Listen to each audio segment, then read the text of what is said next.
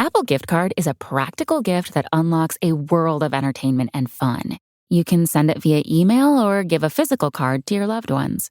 Your friends and family can spend it on their favorite Apple services, including Apple subscriptions. Apple Gift Card can be used to buy all things Apple. Products, accessories, apps, games, movies, TV shows, iCloud Plus, and more. Visit apple.com for details and to send Apple Gift Cards to your friends and family this holiday season. In 1997, the Spawn animated series debuted on HBO. Also in 1997, Spawn debuted on the big screen. That didn't go so well. But fear not, as we prepare to take on the hellish task of proving to you that Spawn the movie is not that bad.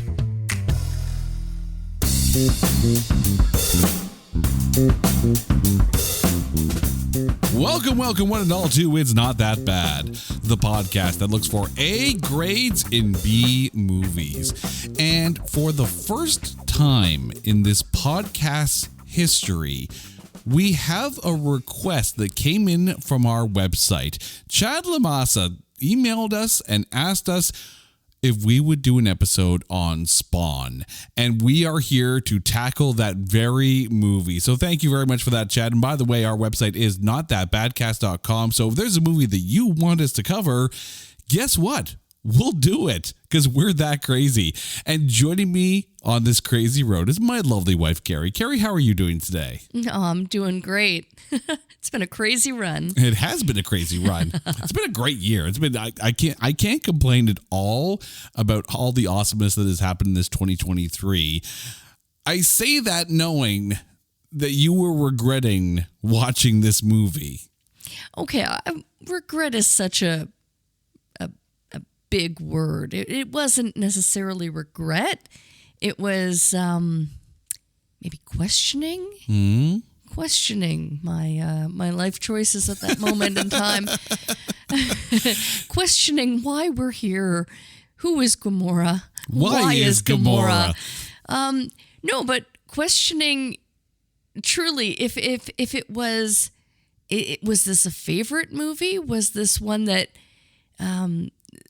the request was, there's no way they can find anything to say good about this movie. I do believe the terminology was, I'd be curious to hear what you guys do with Spawn. I'm like, yeah, I'll go down that road, because the thing is, and I have confessed this on many an episode, I am a total and utter geek. So if it's a superhero or comic book based movie, I'm probably going to watch it, and I'm probably going to have an okay time, if not always a good time, an okay time at least. I'll enjoy myself. Have you seen this movie before? I had seen this movie before. Okay, so this was a rewatch for you. Exactly. This is not fresh turf for me. This was a first for me. And unfortunately, the movie narcolepsy was starting to kick in on her while we were watching this. Now, admittedly, that was a protective. We watched this late at night after she had worked all day. So I was also shutting down. Yeah. I was shutting down. So now that she has, healed from the elbow bruises into the ribs that kept her awake through the whole movie, it's time to go down this road. But before we go into the depths of hell for this one, Ooh. It is time to take Spawn and trailerize it. From the bowels of the underworld comes the Hell Spawn, a trained killer returned from the dead to slay and destroy. As the head of the hordes of hell, he'll leave a trail of dead in his wake, by his hand or otherwise. His very presence brings chaos and darkness. So why the hell is this film rated PG-13? I mean, seriously. That would be like if Disney decided to pick up the Friday the 13th franchise. Al Simmons makes a deal with the devil to reunite with his wife, only to find that she's moved on, had a kid, and actually made out better than when he was alive. No wonder he's left clowning around with John Leguizamo in the alleyways of Rat City. Witness the raw power that 1997 CGI can bring to bear to the big screen, which is about the equivalent of a PlayStation game. And in all honesty, That's being unfair to most PlayStation games. In this big screen adaptation that proves, once and for all, that all you need is a good soundtrack, and people will remember the film. Spawn, rated PG-13 for PlayStation graphics. Now keep in mind, when I say PlayStation graphics, only the PS1 was out around this time. The PS2 didn't come out till like 3 years later. So we're talking the lowest of the low for PlayStation graphics here. And before we even get into this, before we even get into who's in it and whatnot, I'm going to ask you, because I know you. I've met you. We have spent some time together. I know for a fact that when the movies get big and loud and smashy, that's usually when you tune out. So knowing what this movie is, was it hard for you to stay awake? Oh, yeah. Even cake couldn't keep me awake. Yeah. True story. True story. She brought home cake. Like she brought home the sugar rush, and I'm pretty sure the only thing that would have kept her going was maybe a 6-pack of Red Bull shotgun through a screwdriver hole in the side of it. I tried. I tried, and it was I mean, she did succeed. She saw the credits, so that's a bonus. Yeah. Okay, but let's get into who is in this film. The movie stars Michael Jai White, John Leguizamo, Martin Sheen, Teresa Randall, Nicole Williamson, D.B. Sweeney, Melinda Clarke, Miko Hughes, and Sidney Beaudoin. However, there is an almost starring in this one. And I'm going to start with some of the side characters before we get to the big one here. In the role of Terry, as played by D.B. Sweeney, so this is Al Simmons' friend, Ed Norton was originally planning to play him, but he dropped out to do Rounders. So, A, smart move on Ed Norton's part, but B, can you actually picture Ed Norton in that role? Yeah, I think I could. And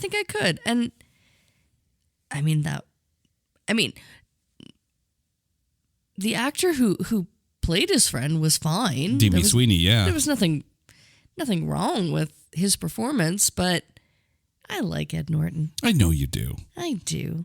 And, maybe it would have had a more Fight Club vibe. I don't know, maybe. See, here's the thing. Like, I could see Ed Norton bringing his level of Bruce Banner to that role, because I'm going to say it right now, The Incredible Hulk is one of the more unfairly maligned MCU films.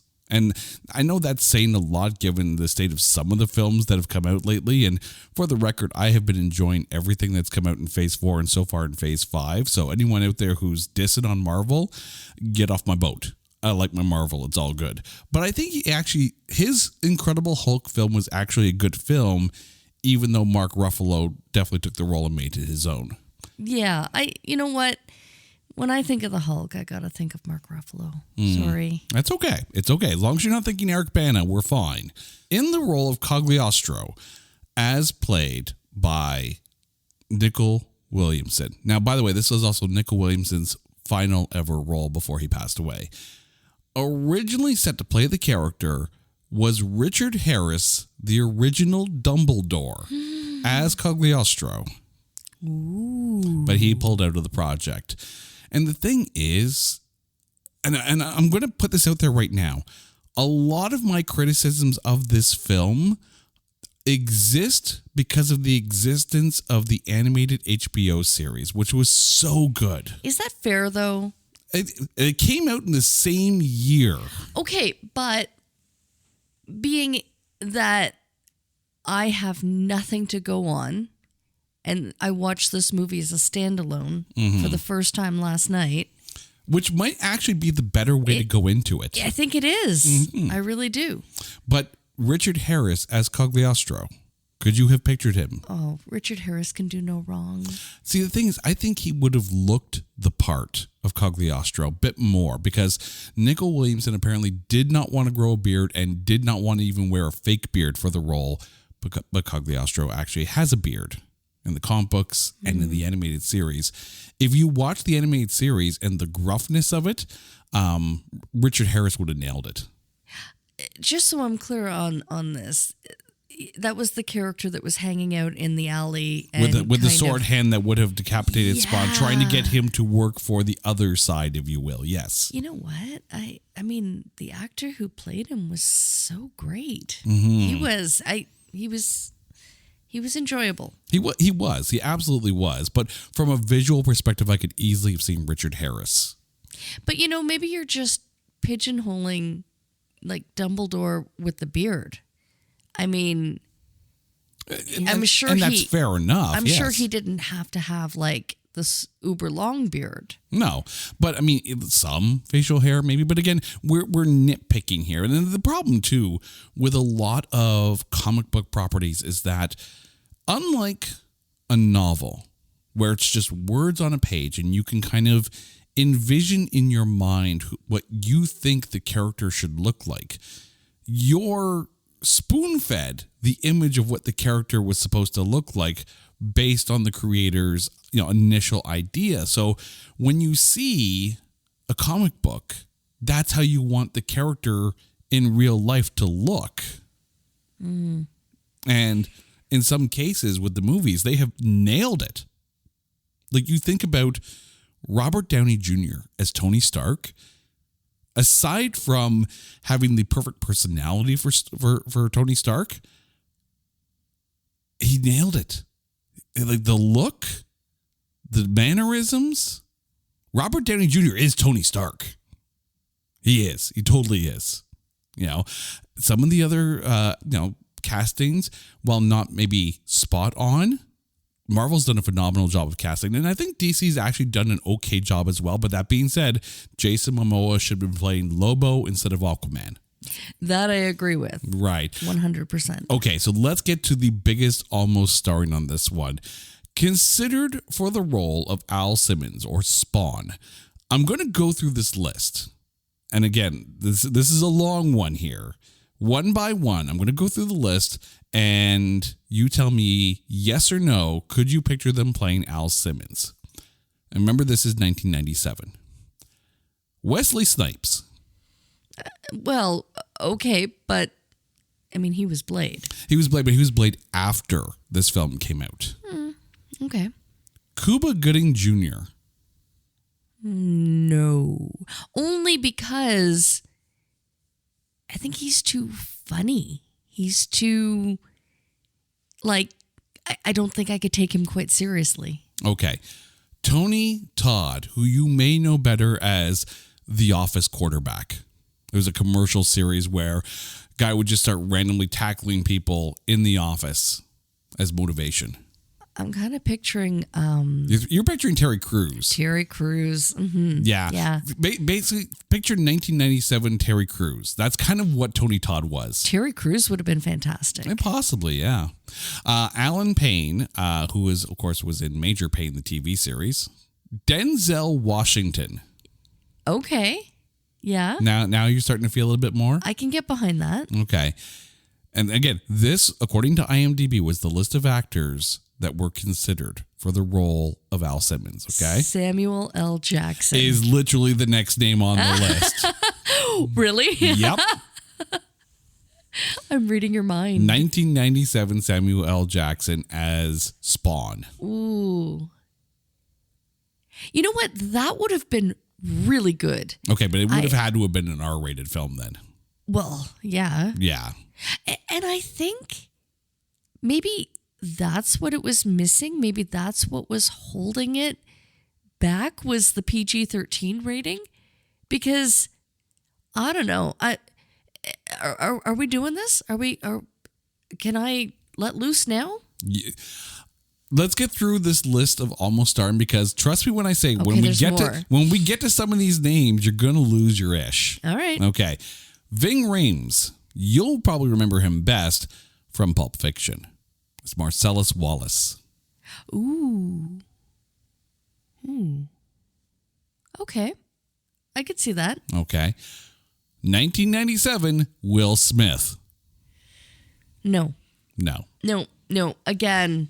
Now, keep in mind, too, he backed away and chose to do Men in Black. So no. Will Smith with the money move right there. He's too Too good at that point? Too handsome, No. if that makes any sense at all? Apparently, he chose not to pursue the role because he felt it would tarnish his good image in 1997 at the time, which is really weird to say that in 2023, knowing everything that happened.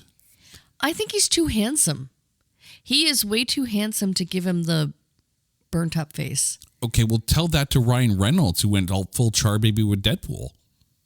Ryan Reynolds is not handsome. I'm telling Blake Lively you said that.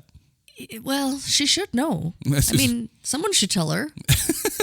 Someone should damn well tell Blake Lively that Ryan Reynolds is not that attractive. She got the wrong Ryan. Oh. Oh, you went there. Ooh. Ooh. Okay, 3 more here. Tupac Shakur. The funny thing is, I could have actually seen Tupac Shakur in that role.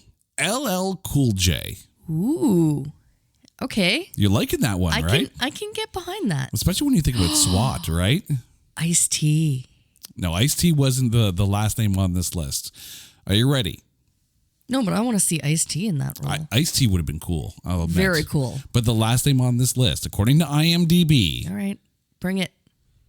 the D-O-double-G, Snoop Dogg. Snoop! Oh, my God. Can you actually picture a Snoop Dogg no. Spawn? No. No, Yo, I yo, can't. yo, back from the H to the Hizzle.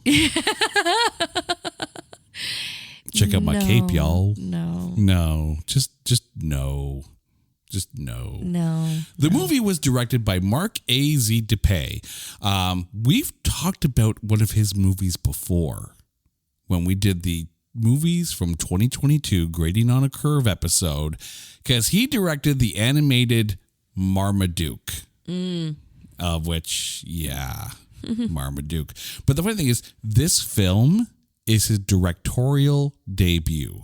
Now, we talked about the graphics already, because you can't not talk about the graphics in this film. Prior to directing this film, he worked on the animation team for The Abyss, Terminator 2, and Jurassic Park. So he worked on those films in the animation department, and we got Spawn. Yeah. However, it was almost directed by Tim Burton, who was the original choice to direct this film. And I don't know what a Tim Burton Spawn would look like. I actually think I could get behind that. I mean, And the the set reason- design would be great. I don't hate that. Listeners, you have to keep in mind, one of Carrie's favorite films of all time is the 1988 Michael Keaton Batman film. Like, to the point of she had a lot of that movie damn well memorized. About as memorized as she had the whole Eat Me, Beat Me speech from Pump Up the Volume. That's how she was with Batman. So seeing Tim Burton on the list as the original choice to direct, probably going to play fairly well for her. But there was another person who pulled out of directing this film to do another film. And this is the one I would have loved to have seen. Alex Proyas, who backed away to do Dark City, but he also was the director of The Crow. Ooh, you know what? And yes, and I think that would have helped. Yeah, that would have been just the perfect touch on that. But I was even kind of thinking Frank Miller. Well, keep in mind, Sin City hadn't come out or was even close to coming out at that point. No, but I think that's what it needed, was that kind of dark, or even The Watchmen. But again, Zack Snyder wasn't even directing at that point. So you have to remember, this is 1997. Oh, hell, Robert Rodriguez. But you know what's funny? He can do anything. You laugh, but I think Robert Rodriguez handling Spawn, I think that could work. Would be fantastic. Especially now. He can do anything. Now, the funny thing is, there were 2 sequels planned for after this movie, but then it came out, and the public perception and reception happened. Well, and even watching it, I was like, they set this up Oh, they totally set up for a sequel. They're calling their shot right now. Exactly. And it never happened. Now, the funny thing is, there was an original R-rated cut of this film, but they had to dial it back for PG-13 because that's how they got the money from the studio. I think I would have liked to have seen that. I know, right? Because the thing is, if you watch that HBO series, it holds nothing back. Like, absolutely nothing. And Spawn is a dark comic to begin with. Like, this was going to be a bold, adventurous take to do as a film in 1997 to begin with. And then we got this. In the vein of like following suit with The Crow, it would have worked. I think that would have totally worked. I think the problem at hand is that they kind of went, again, that PG-13 rating really, handcuffed them, yeah. It really hurt them. If it was darker, if it was kind of more in line with Blade. Yeah. Now they did eventually re-release the R-rated cut, which, had a bunch of new vids and all that. But the thing is, you get one shot in the theaters, really, to make your mark. And they came out with the PG-13 and it showed in the theaters. Now, the film did have a budget of $40 million. Domestically, it made $54.8 million and worldwide $87.8 million. When it was released on the August 1st, 1997 weekend, it debuted at number 2 with $19.7 million, which is a fair take on this, right? Put it into perspective. In its second week, was Air Force One, which was $25.7 million. And already at that point, it had made over 50 million in its first week. So Air Force One was killing at the box office. Spawn was the highest grossing debut. The next film was more than 10 million back, and that was the third week of George of the Jungle. There are a few other debuts that came out that weekend. Picture Perfect debuted at number 5 with 7.8 million. Air Bud debuted at number 7 with 4.8 million. And a movie called 187 debuted with 2 million in 1,121 theaters, less than half of what Spawn came out with. But it's not all doom and gloom for Spawn. There were some awards, at least some nominations. At the 1998 Saturn Awards, it was nominated for Best Makeup. They lost to Mimic.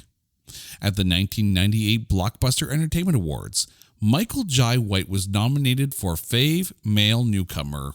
He lost to Howard Stern in Private Parts. John Leguizamo was nominated for Favorite Supporting Actor in a Horror Film. He lost to Jamie Kennedy in Scream 2. And Teresa Randall was nominated for Fave Supporting Actress in a Horror Film. She lost to Sarah Michelle Gellar for I Know What You Did Last Summer. At the Stige Catalonian International Film Festival, the movie was nominated for Best Film. It lost to Gattaca, but it did win the award at that film festival for Best Special Effects. Huh? We'll get to that in a little bit.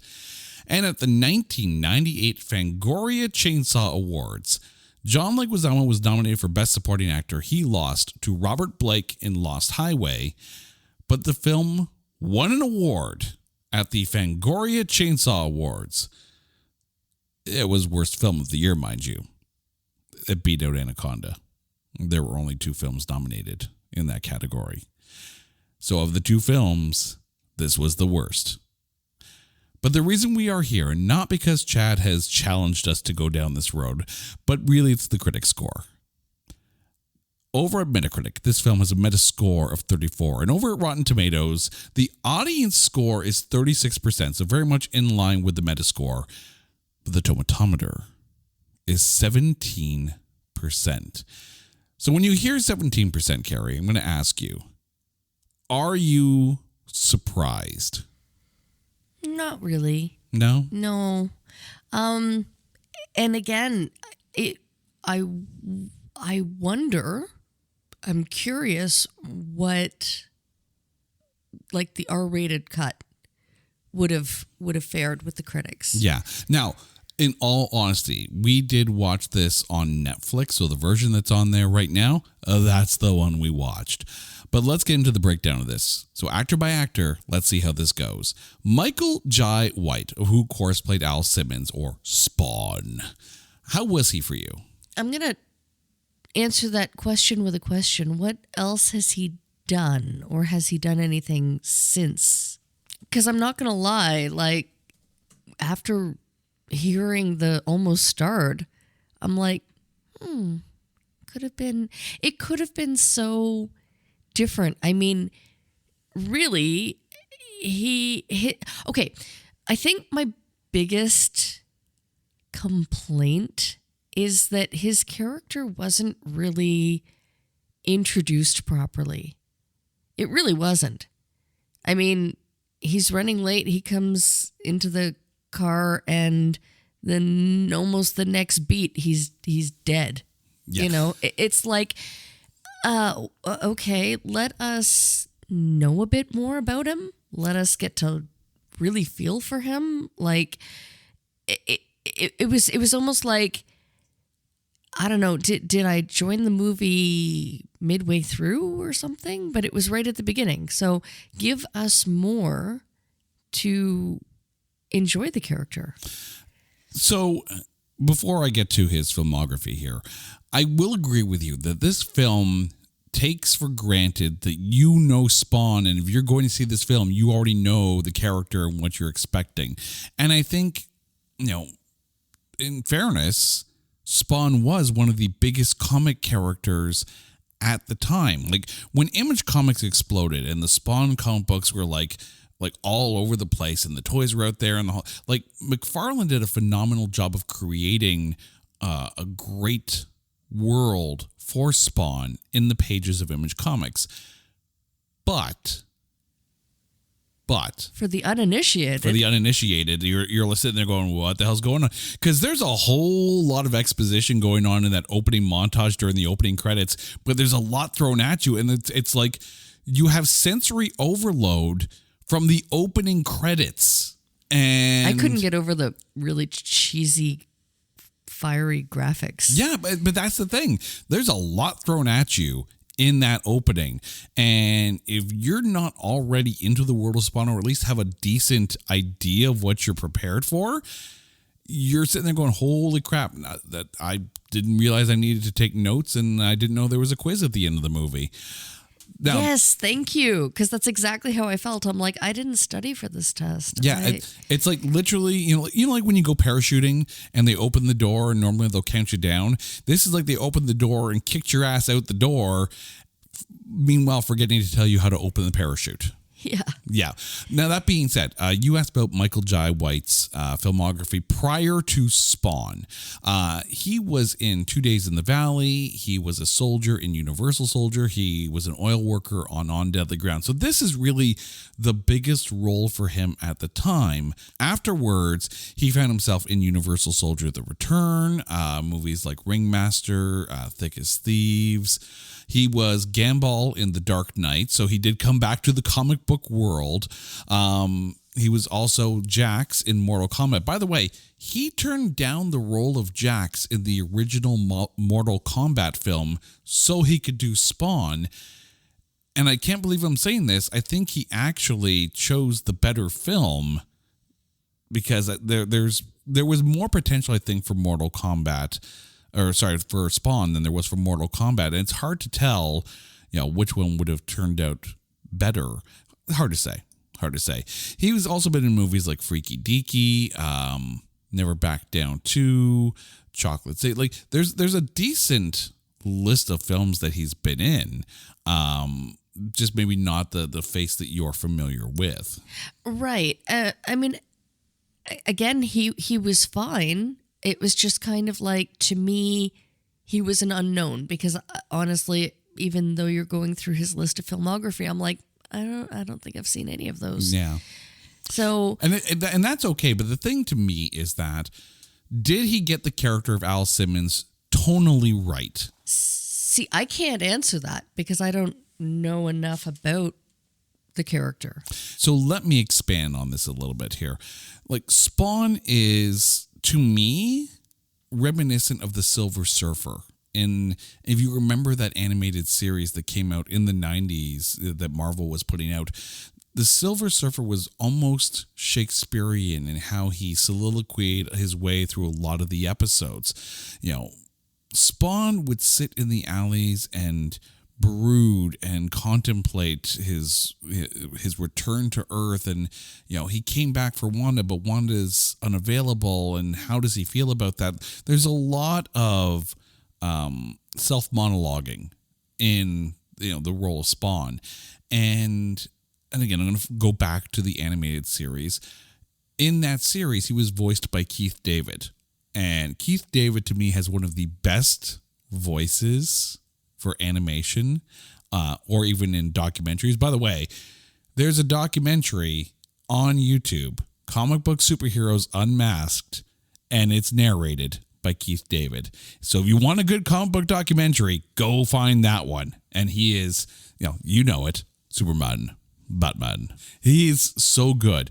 But the thing is, I think tonally, Michael Jai White actually did do well with Al Simmons. Even though the film was a PG-13 film, he still brooded and growled quite well, and I think he worked as Spawn. John Leguizamo as Clown, or Violator, depending on which form he's in. How was he for you? Okay, can I just say that I'm about now years old finding out that was the voice of John Leguizamo. You didn't know that? I didn't know that. I was okay.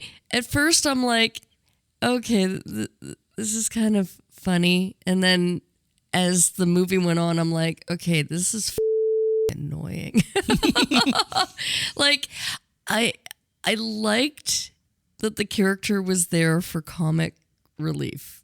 Like it was well written in its absurdity, or its I don't know, almost like lowest common denominator of comedy.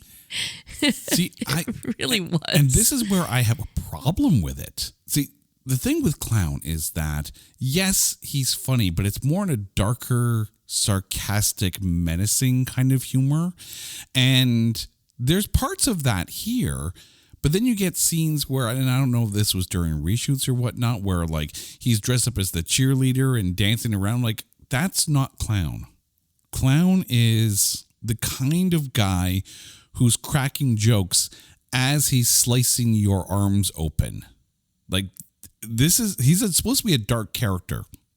Visually, they nailed him. John Leguizamo, for the attitude, killed it. And it should be known that he went through, I'm not going to say he went through hell doing this role, but the things he had to do in order to be able to pull this role off. So he had to crouch down for the entire time that he was on camera, because Clown is a shorter character and obviously much more heavy. So he's wearing this massive suit, which in an interview he said felt like a penis wearing a condom. During the scene in the alleyway where he grabs the piece of pizza and there's all the maggots on it, those were actually wax worms, and he took a bite, and apparently when they said cut, he threw up. Oh, yeah. Oh. Yeah, so... Yeah, that was hard to watch. Yeah, but the thing is, John Leguizamo was, and still is, I think, the perfect menacing personality to play Clown. Because here is basically, hell's babysitter. And he ain't taking none of it. This is the guy that would sit there and a kid would sit there and say, I'm thirsty. Oh, it's raining outside. Why don't you go outside, look up and open your mouth there, Chuckles. You know what, though? I always see him as the absolute sweetest, kindest, I think of him from Playing with Fire. Yeah, but no. I mean, I remember watching him in William Shakespeare's Romeo and Juliet, the one that was directed by Baz Luhrmann, and that personality came through in this. So I could see that. But yeah, if you're used to him from Playing with Fire, that's a very different John Leguizamo. Which is why I was shocked that it was him, because I'm like, I mean, he played it so damn well. Like he was, again, like that perfect, like he was quirky. But it needed the menace that he had. If you remember him in the movie Violent Night, of course, he was like the main guy behind, taking the hostages in the big house. Like he's the bad guy. He's the baddie, and he's not there to make you laugh. He's there to lay it out in the most sarcastic and evil kind of humor way. Yeah, but Clown, I saw as a character, was meant to be funny, but it wasn't funny, but it was well written, the quips, right? Yeah. It was quippy. Oh, yeah, no. I mean, and that's the thing, like the sarcastic humor, that comes across as well from the comic books, and that's okay. But the cheerleader dancing scene, no, just no. Like, if I want to see Chris Farley on a bender, I'll watch him on Saturday Night Live. Go, tell me that I'm going to live in a van down by the river, and that's kind of how it felt sometimes. It felt almost like they were trying to Chris Farley Clown. Yeah, okay, I can totally get behind that. But we didn't need that. We needed dark and menacing in a sarcastic, evil humor kind of way. Martin Sheen, who played Jason Wynn, the head of A6, how was he for you? Oh my God, he was awful. He was evil, and I was totally there for it. Wynn in this movie versus Wynn in the HBO series, both evil, both the baddies, right? Tonally, so very, very different. In that, with Martin Sheen, you got a very gravelly, definitely almost like a stage villain. And you watch the animated series, and Wynn, as voiced by John Rafter Lee, calm, menacing in this kind of tone. And as he talks to you, he's going to tell you about all the things he's going to reveal to the world to make your life a living hell. That is why you're going to do exactly what he wants you to do, and you have no say in the matter. That's the tonality of Wynn, and we didn't get that in this. I would have liked to have seen an Alan Rickman in that role.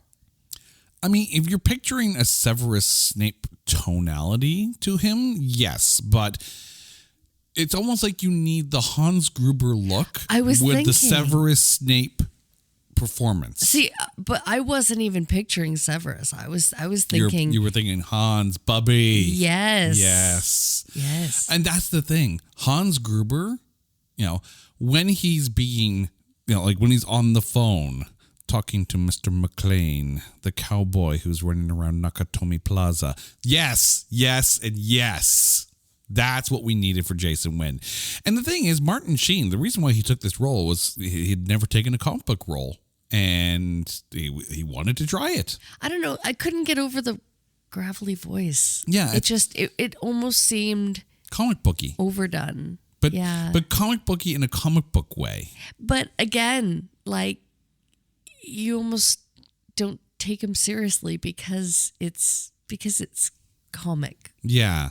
Esque. It's almost like, okay, oh, you're cute. that's so funny. You're doing evil things. Pat you on the head. Go run. That's adorable. Go get an evil Bicky. You have that, growly voice. Mm-hmm. That's so cute. No. If you had calm, cool, and collected Hans Gruber in this, it would have been pitch perfect casting. Or even better, like Tim Curry. Like when he was at his absolute peak, I'm thinking like from the Oscar.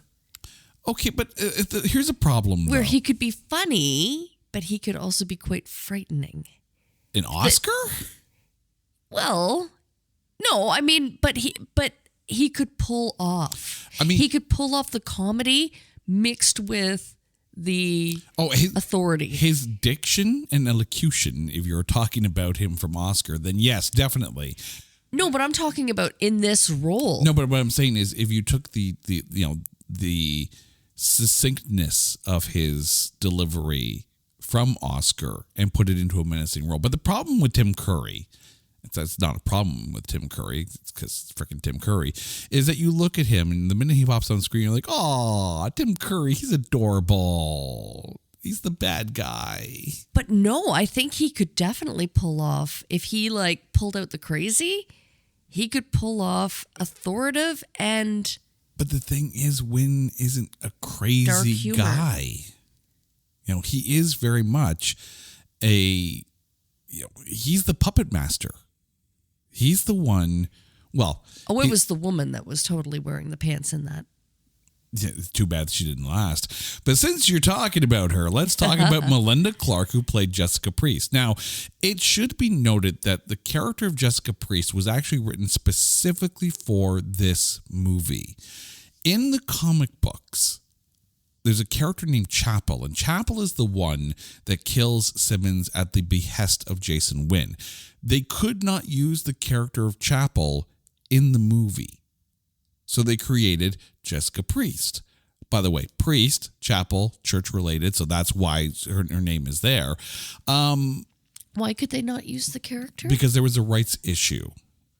Even though the character was in Image Comics, it was done by another creator for Image Comics, so they could not put that character into this property, despite the fact that Chapel is actually in the animated series. So I ask you now I have my thoughts, and as we were watching the film, I gave you my thoughts, but how was Melinda Clarke as Jessica Priest for you? She was so cool. I mean, she was a force. Like, you just knew. You knew she was going to up. And she was so great about it. I mean... Until she died. But the thing is that her very presence is kind of tropey. And hear me out. Fit, redhead, in all leather, and the guns, there to kill people at the behest of whoever's in charge. Samurai cop, kind of had a KM from Jason X feel to her if she was dressed by the costumer of Black Scorpion, freaking Black Widow. Like, she very much was the Black Widow of this movie, except that she didn't last past half the movie. The problem is that it felt like other characters. I thought she played it well. Oh, I mean, I'm not saying she didn't play it well. I'm just saying that the character felt like a trope. But I mean, if you can't have Chapel in, Jessica Priest is a way to go. Teresa Randall, who played Wanda, the object of Al Simmons' return to Earth, but she got married while he was dead. How was she for you? Again, their relationship wasn't fleshed out well enough. Mm-hmm. So really, I was kind of like, okay, so your husband passes away and you move on with his best friend, his partner? Mm-hmm. I really had trouble feeling for her. I'm going to say something negative and then I'm going to say something positive about her in this. Is that, yes, they did, again, take for granted that you already knew the Spawn storyline, so they didn't feel like they needed to spoon feed you the whole Wanda Al backstory, which then makes you care less once he's dead and when he comes back. But that being said, if I'm doing the comparison, and again, the HBO animated series, I feel like I am doing the same explanation as I did when I was on There Can Only Be One. I was talking about the Kiss episode, and every reference I seem to have seemed to be revolve around that Kiss Unplugged CD. Here, it's the HBO animated series. That's my frame of reference for Spawn. But the thing is, Teresa Randall may be the one person who nailed the transition from comic to screen. can I just ask for the uninitiated?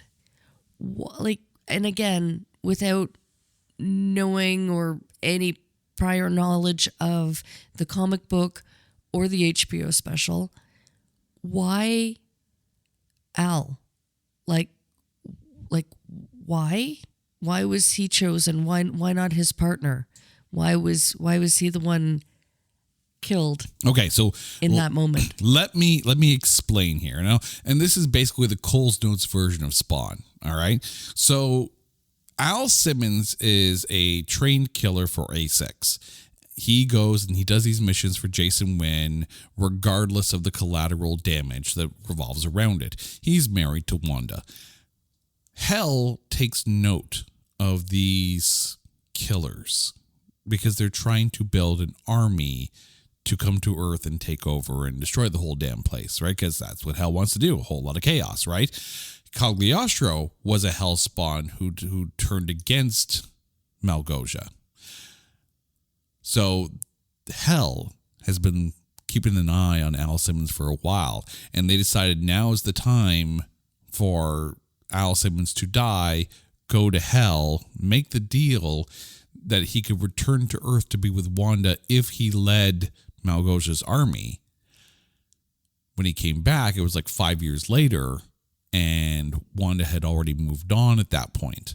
So Al comes back, realizes how long he's been gone, and she's remarried, had a kid, something that they had talked about doing before he died. Yeah, but why him? Why not his partner in the beginning? Because his partner is not a killer. He's an analyst. He's a pencil pusher, for lack of a better term. Hell wants a warrior to lead their army. Okay. So it had to be Al. It was definitely not going to be Terry. Okay. Because I just thought they were just partners. Like, no, they're just friends and they happen to work together. I know him. He's a friend from work. Speaking of comic book movies. But yeah, Wanda really kind of nailed the performance of Wanda and the translation from page to screen. So kudos to Teresa Randall.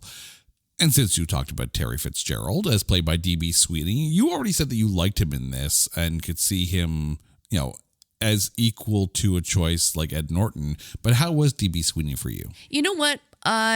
Knowing that he wound up marrying his best friend, his partner's wife, there's something just doesn't sit right with that storyline. I'm like, you know what? No. Like that, even if it's 5 years later, which they have a 5-year-old, so you can kind of piece together that they hooked up math, very quickly. And that just seems really blah. I don't know. It did not sit well with me. I didn't like him. I didn't like him from the beginning. At first, I was kind of like, okay, there's something not right about their friendship, their partnership. There's just something weird. But again, it's one of those things where they pretty much jumped right in, didn't give you the backstory. Yeah, there wasn't a lot of room for character development. It was a car ride of exposition. That's pretty much how it felt. That was the development of the Terry and Al friendship. I tend to wonder if it would have been different if Wanda had moved on and married like anybody else, right? Like, why did it have to be his partner or his supposed best friend? Yeah. I mean, now that being said, he does tell Terry to look after Wanda when he's off on these missions kind of thing. Okay, but that's not what he meant. Of course, it's never what they mean. Anytime anyone says, I want you to look after her while I'm on this mission, A, they're not coming back immediately or if at all. And B, he's going to be boning the wife. In the short amount of time, in this film, at least the PG-13 version, is only 96 minutes. So it's not that long a film.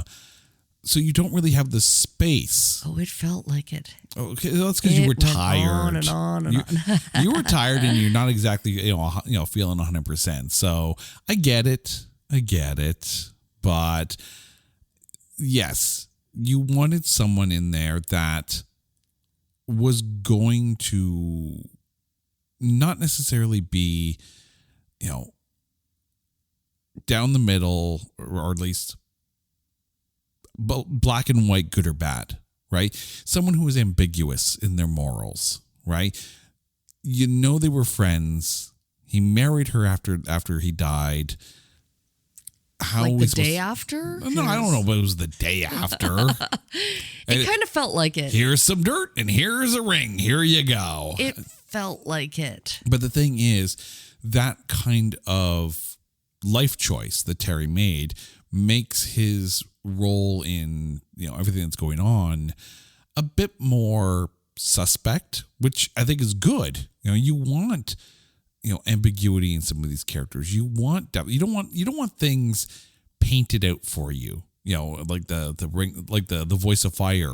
Blue, red, blue. Easy. It's almost kind of like he was so questionable that I kept kind of expecting to find out that he was involved somehow in Al's demise. Well, truly, like that's kind of how it was sitting with me. But the thing is, they both work for Wynn. So they both know exactly who their boss is.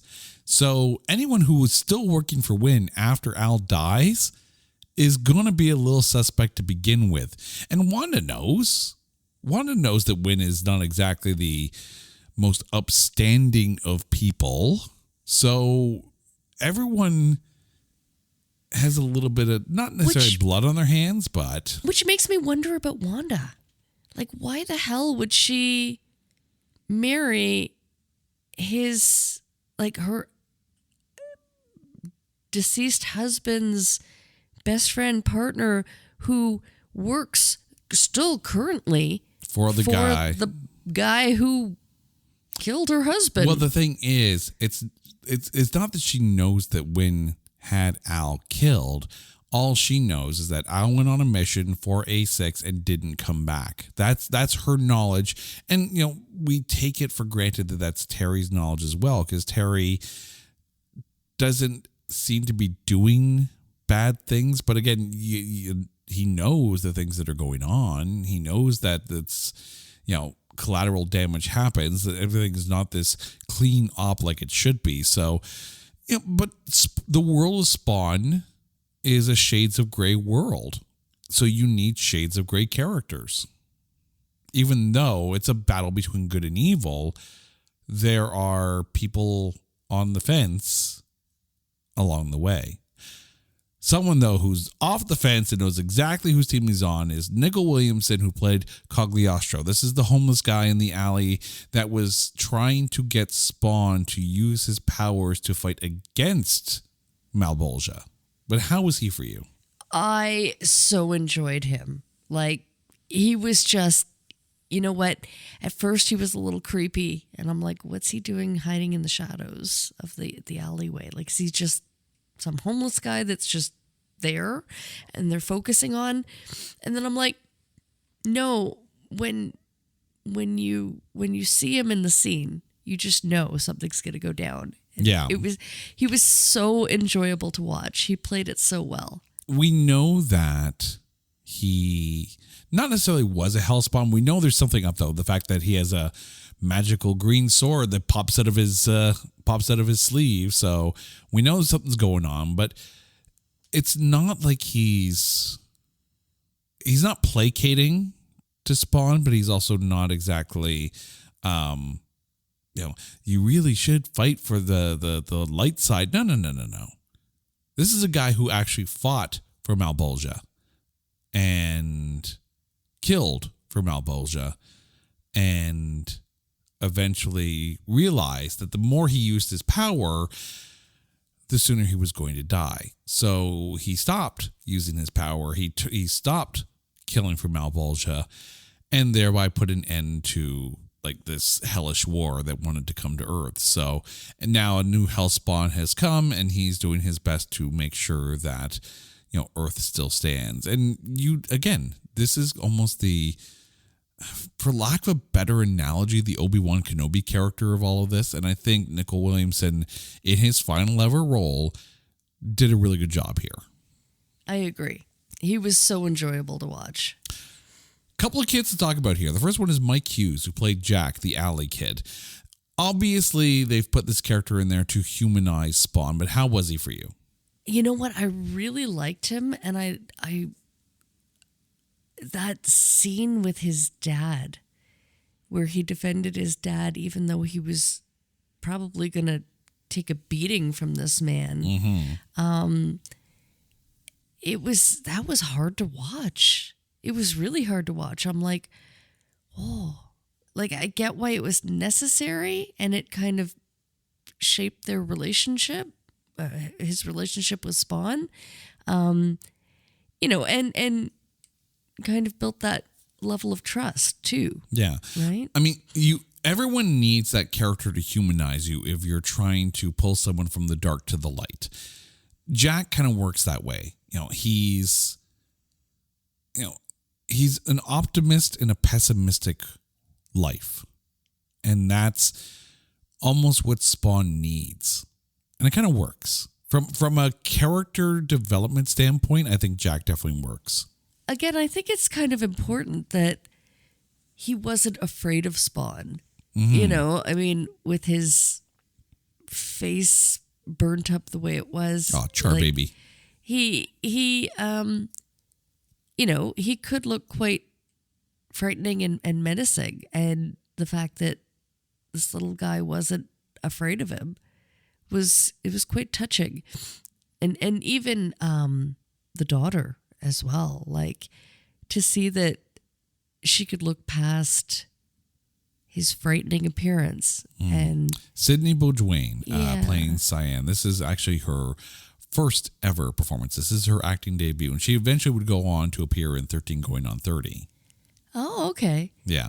So, and I think that's the thing too, is that in Spawn, when he comes back and he looks at himself, it's not just that he's looking at his current predicament and not being able to be with Wanda again as easily as he wishes. It's that he also has to come to terms with the fact that the things he did in his life when he was alive led him to hell. So it's a self-reckoning, but the innocence of a child's eyes can see the good in someone even when they don't see the good in themselves. So I think between Jack and Cyan, you had redemption for Spawn, or at least, an anchor or a life preserver. It humanized him. Absolutely. Even after he was demonized. Okay. I need to ask you this because this bugged me the entire time. Malbolgia, the demon that never moved their mouth when they were actually talking, which is fine because when Violator, when Clown would change to the Violator form, Violator talks through telepathy, right? Through, basically mind to mind contact. So Malbolgia not moving his mouth, I can kind of live with. But as he's talking, will you not get a Dr. Claw vibe from Inspector Gadget? I thought that was so cheesy. The entire that part, was it necessary? Well, I mean, Malbolgia is the reason, Al got his Spawn powers and was sent back to Earth. Malbolgia is the one that creates the Hellspawn. So I don't know if you needed Hell. I think you could have done a lot of it through Clown's soliloquies and the way he, Clown tries to keep Spawn on track. I don't think you needed to go to Hell. I completely agree. But the thing is, I mentioned the Dr. Claw thing because as I'm watching this and I hear Malbolgia talk, and I'm like, oh my God, it just freaking sounds like a discount Dr. Claw. It's not a discount Dr. Claw. It's the voice of Frank Welker who was Dr. Claw on Inspector Gadget. Oh, well, there you have it. So it is straight up. And by the way, also Frank Welker, the voice of Megatron. So you're welcome. But the thing is, it's like, if you watched Inspector Gadget as a kid, as I did, and I know you did too. I did. Right? And I didn't pick up on it, though. And the minute you hear, I'll get you next time, Gadget. Next time. And then all of a sudden, like, you will lead my army on the planet Earth. Like, yeah, it's freaking Dr. Claw is in hell. I think at that point, I was losing it. I was starting to fall asleep. I'll admit. You're starting to fall asleep now just thinking about the film. I need to point this out, though, because we're here to talk about the positives. The show is called It's Not That Bad. So I want to give credit where credit is due. Spawn looked like Spawn. The suit, the mask, even the green glowing thing around his eyes, like, he looked like frickin' Spawn. Now, I'll let the cape pass, because in 1997, cape animation technology isn't where it is now. Just take a look at Doctor Strange. The cape is a character. But to you, and I know you're not the biggest Spawn fan, and you really had no idea going into this film anything about Spawn, but how was the costume design for you? Where did he get the cape?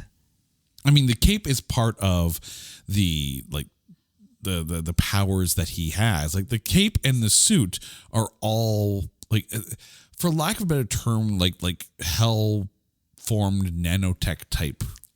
Okay, but there was no introduction. It was literally like I think what really bothered me, now that I reflect back, is his mask that would kind of be present and then just kind of like go Gadget,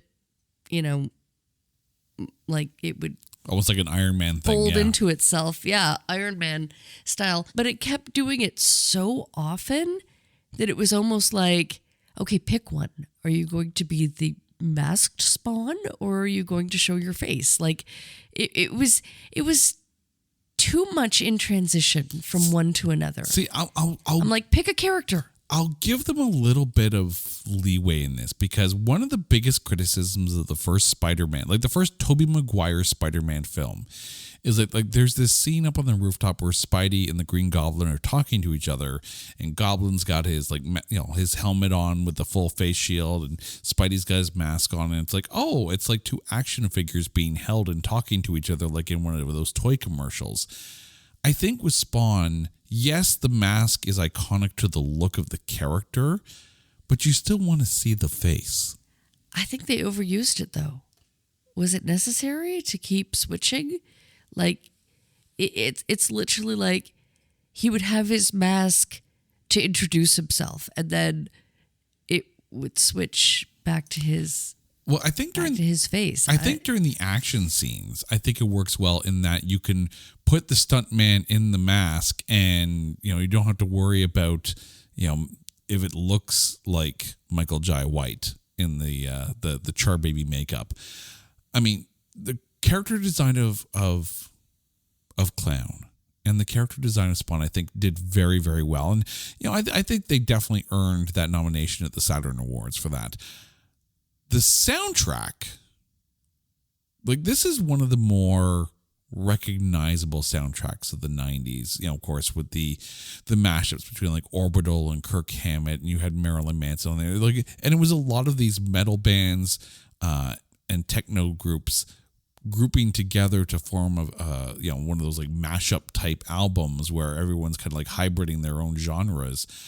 I mean, I know we have at least one copy of the Spawn soundtrack, but the thing is, and maybe this is just me, I think this soundtrack, and this may be a controversial statement here, is overrated. Fascinating. The Judgment Night soundtrack, I think, which of course came out first, I think did the whole genre mixing thing better.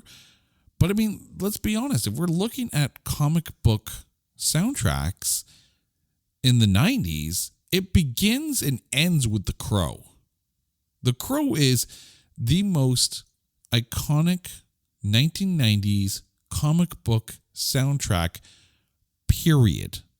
And the music set the tone of the film. And here, I mean, yes, Can't You Trip Like I Do was used during the beginning of the film, and that insane little montage exposition dump during the credits that you're like, what the hell's going on? You got this crazy techno music and all the graphics and all the character faces and narration and everything, and I'm supposed to pay attention? I think the soundtrack got in the way at that point. But I think the soundtrack was a little overrated, despite the fact that it hit number 7 on the Billboard 200, number 1 on the New Zealand album charts, and certified gold in the US and Australia, and platinum in Canada. But compared to The Crow, this soundtrack pales in comparison. Before we get to the end, though, the internet has spoken. Our good friends over at the Movie Duel podcast chimed in with, really suffers from the bad CGI, and oh dear God, I definitely agree. Even at the time, it looked bad, but it's fanatically dark and gritty. Would probably have been a big hit had they waited another 10 years to make it. Now, he's not wrong. Not wrong. And Blumhouse has said that they are putting a Spawn movie together to be released targeting 2025. Given today's technology, given today's CGI, can a Spawn movie in 2025 released by Blumhouse, and if it's by Blumhouse, you know it's going to be an R-rated film? I don't know. Look what Blumhouse did with FNAF. Okay, but that was a calculated decision, and I'm actually going to give Blumhouse credit, because think about it. Five Nights at Freddy's, who plays that game? Kids play that game. If you made that movie R-rated, the entire audience for that game can't go see the movie. Then it would have been Willy's Wonderland. But Willy's Wonderland was so much better. It was so much better. All right, I digress. Okay, but Blumhouse R-rated 2025 Spawn movie, can it work? I can get behind that, because when you said that Spawn was dark and gritty, I'm questioning if you're watching the HBO series, because Totally.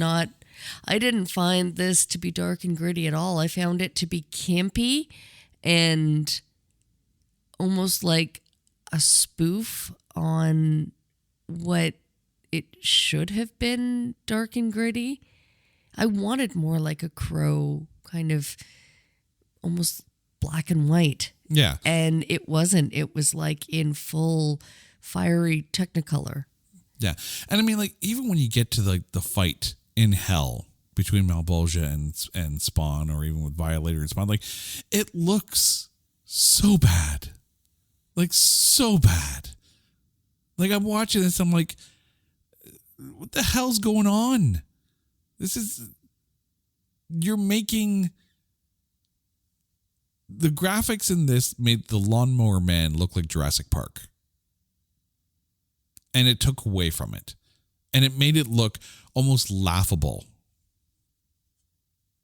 And again, I've seen PlayStation games with better graphics.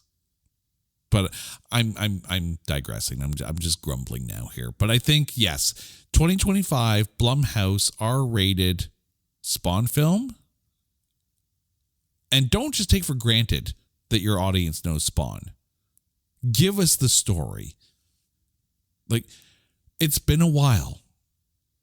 Let's reintroduce everyone to it. Right, and make us feel more for the character. Exactly. Because I felt nothing, and then by the time he turned into Spawn, I was like, okay, well, here we are. Here we are. Sorry for you, bud, but your wife's moved on with your best friend, and I mean, I felt that he was done dirty, but I didn't feel enough for the character. Carrie has zero empathy for the hellspawn. I Sorry, felt nothing. I feel like I need to say that now in the Dr. Claw voice, or sorry, Malboja voice. Carrie feels no remorse. No. No. All right. We'll get you next time, Gadget.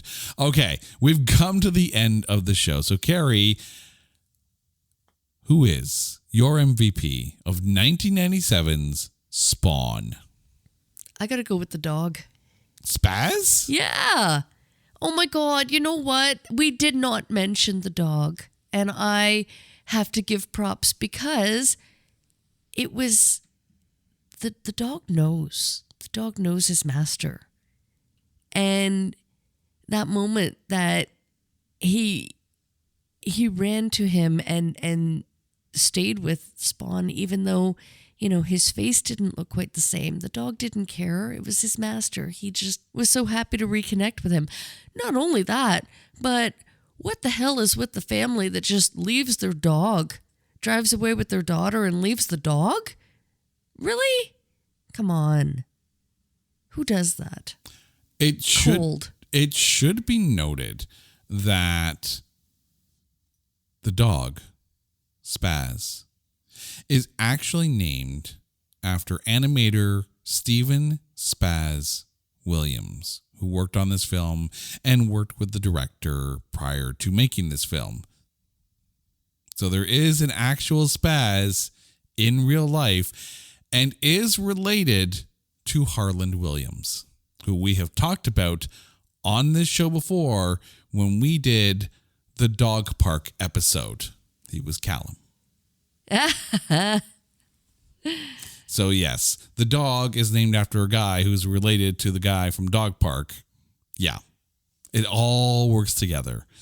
So your MVP is the dog. I'm Callum. I'm Callum. I am going to give my MVP to John Leguizamo. And I say that even with the intentional attempt to lighten up the mood with some of the things that they did with him.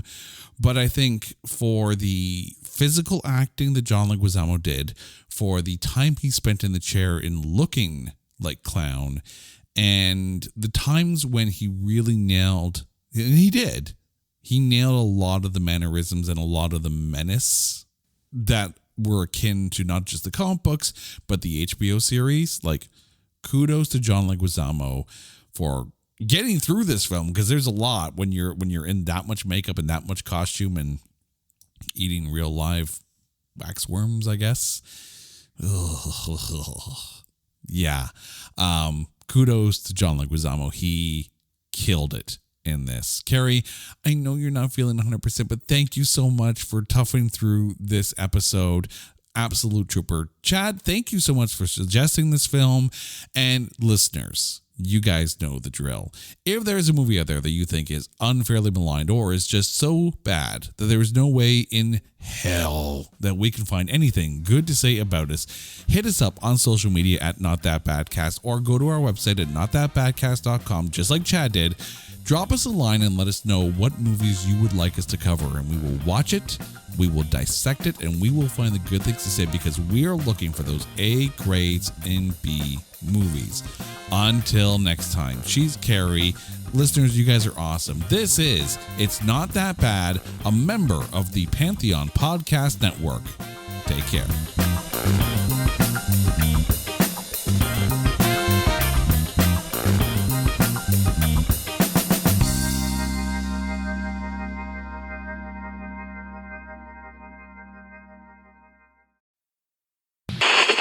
Permit me here and now to promise as a good comrade and a fellow artist that I will not report any of this, whatever it is, to the police.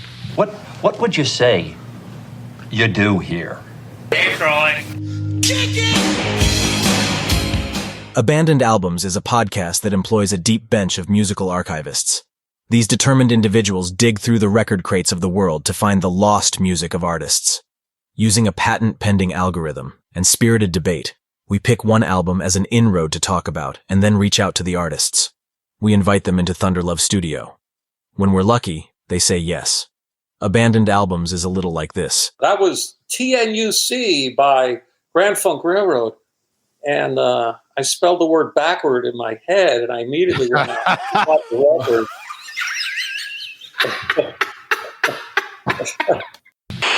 They're like, do you know who we are? And we were like, I mean, kind of. Well, you're in blue. Of course we know you. Yeah, you're blue. Yeah, you're blue, you're man. Abandoned Albums isn't about the show, and it's not about the host or hosts. It's about the artist's work and making sure it remains, or in some cases, lands on, the cultural radar. It's why Abandoned Albums is the only music podcast that matters. Wow, that was really, really enjoyable. Thanks, fellas. Thank you, guys. I really appreciate it. Thank you both. Yeah, all right, cool. Abandoned Albums is a proud member of the Pantheon Podcast Network.